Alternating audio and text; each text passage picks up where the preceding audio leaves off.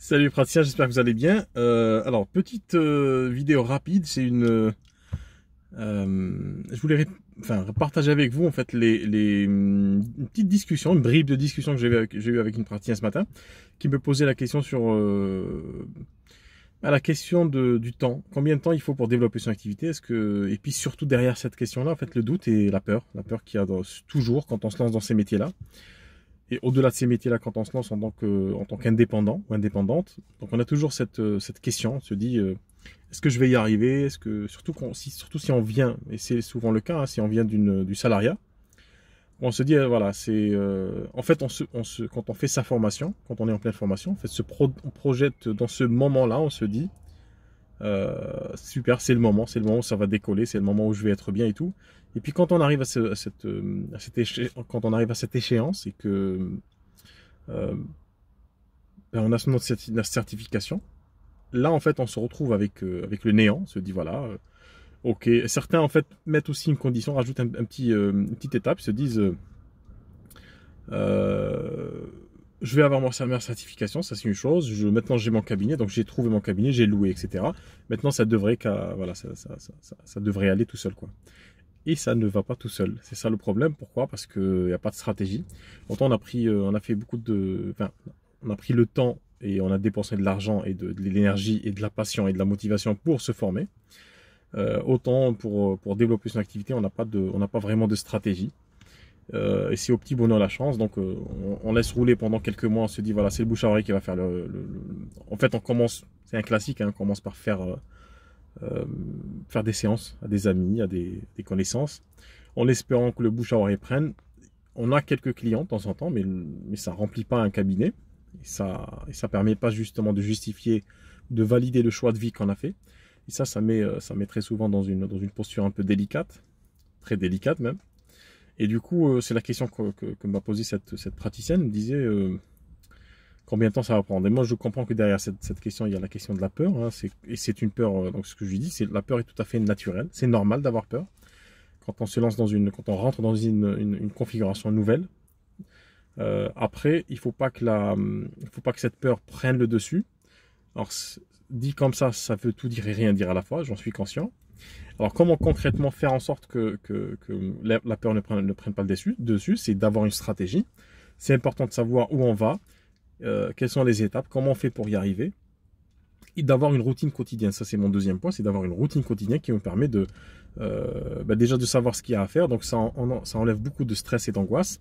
Donc, le fait de mettre en place cette routine de travail, de visibilité, qui soit vraiment adapté à notre objectif et surtout à nous-mêmes, c'est-à-dire quand on communique, c'est ce que je disais aussi, c'est qu'on ne devient pas une autre personne, c'est toujours nous, et notre communication va être une extension un peu optimisée de ce qu'on veut faire, et de ce qu'on est, et ce qu'on cherche finalement, les personnes avec lesquelles on veut travailler, les personnes qu'on veut aider.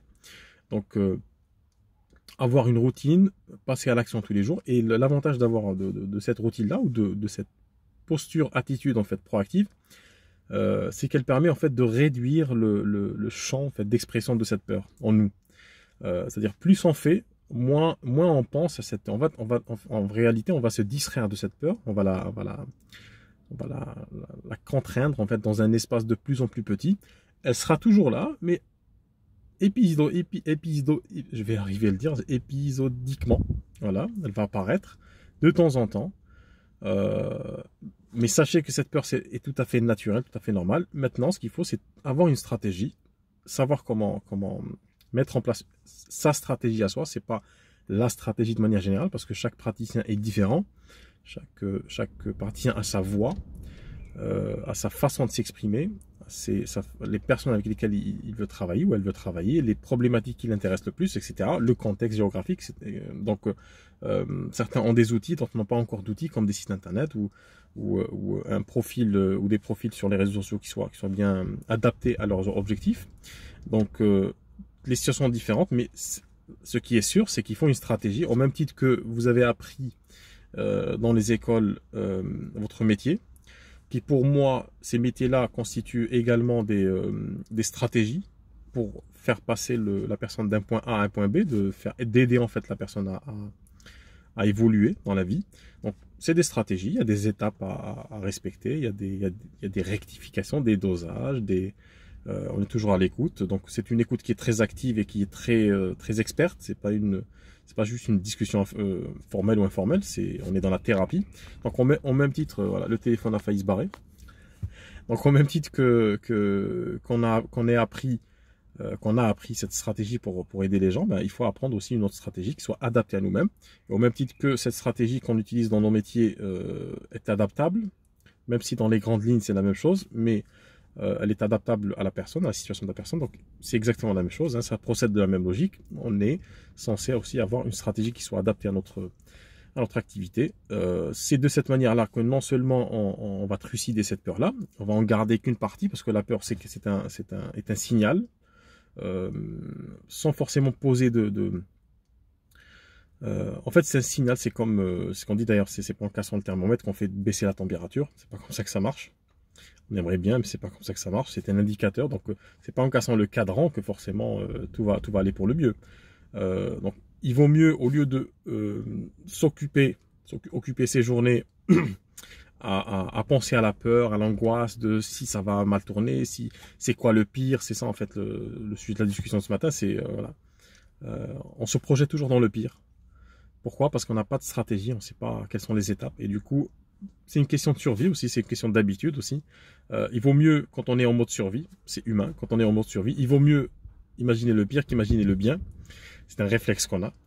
Maintenant, quand on développe ces activités-là, c'est pas le pire qui peut arriver. Il peut arriver rien de pire finalement, si on s'y prend de la bonne manière. C'est comme une personne qui dirait, voilà, je peux pas aller voir un praticien, une praticienne, parce que j'imagine le pire. Vous, en tant que praticien, ça vous fait sourire, cette phrase. Pour le coup, moi aussi, ça me fait sourire quand des praticiens me disent, voilà, j'ai peur du pire. Alors, c'est étonnant parce que quand on fait la moitié du chemin, c'est-à-dire quand on se forme et qu'on a trouvé un cabinet, qu'on est fin prêt ou fin prête à se lancer, c'est étrange de se poser cette question à ce moment-là, parce qu'on a déjà fait un bout de chemin, donc on y va, hein, vers le développement de son activité.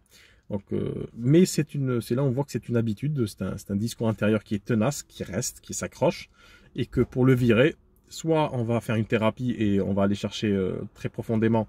Alors attendez, je ferme la vitre parce qu'il y a une voiture qui passe. Hop. Voilà, on est plus tranquille. Donc soit on fait un travail sur soi-même et puis on essaie d'outrepasser cette peur, ou de mieux la gérer. Soit on fait ça et puis on couple ça avec une stratégie beaucoup plus adaptée. Voilà ce que je voulais vous dire aujourd'hui. Donc la peur, c'est tout à fait normal. Maintenant, il ne faut pas attendre que ça se fasse tout seul, comme pour tout dans la vie d'ailleurs. Il faut avoir les bonnes stratégies. Donc si vous voulez, en parlant de stratégie, si vous voulez avoir votre stratégie, donc vous me laissez votre commentaire en dessous, dites-moi ce que vous en pensez. Est-ce que vous avez cette peur? Est-ce que vous avez la trouille de vous lancer?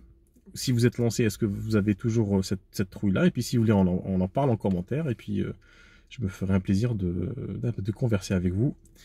Et pourquoi pas de trucider cette chose-là, ou du moins la réduire un petit peu.